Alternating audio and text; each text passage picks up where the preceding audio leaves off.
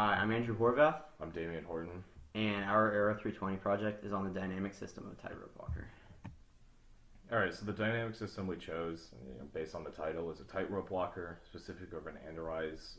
Nick Walenda is pretty famous for this kind of stuff. He did the Big Grand Canyon walk a couple years ago and did the walk across the Chicago skyscrapers, which they actually made a movie about. So, what are the governing equations of motions for our system?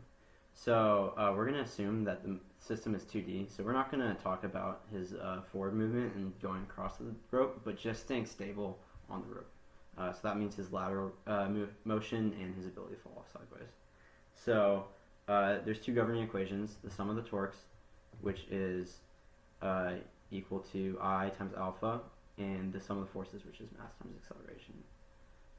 And our system is continuous because Nick needs to constantly be processing the information at all times. Even at equilibrium, he does until he's done. So what are the inputs and the outputs of the system?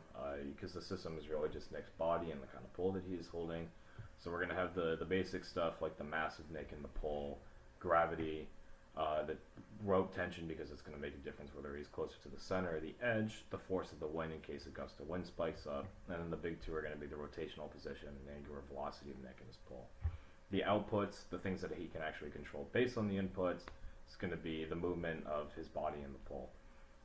And of the things, the inputs that he can actually kind of quantify and measure in his head is again going to be the rotational position, the angular velocity of his body and the pull, and then the force of the wind acting upon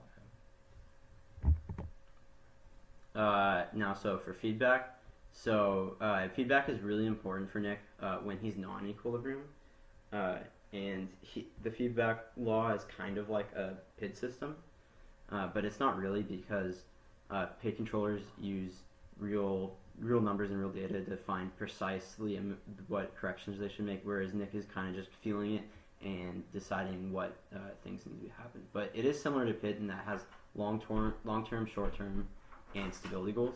So long-term, he's trying to stay as close as possible to the equilibrium, and short-term, he's trying to adjust for new things like wind and the stability. Obviously, he doesn't want to fall off.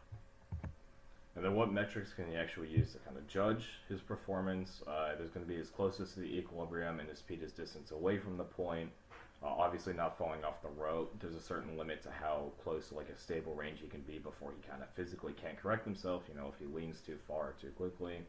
And then additionally, the energy he uses, if he's constantly wobbling back and forth, it's going to tire himself out. It's going to make it harder for him to perform in the long term. And then reference frames going from the lowest to the highest is going to be the earth frame, Nick's body frame, and the pull frame.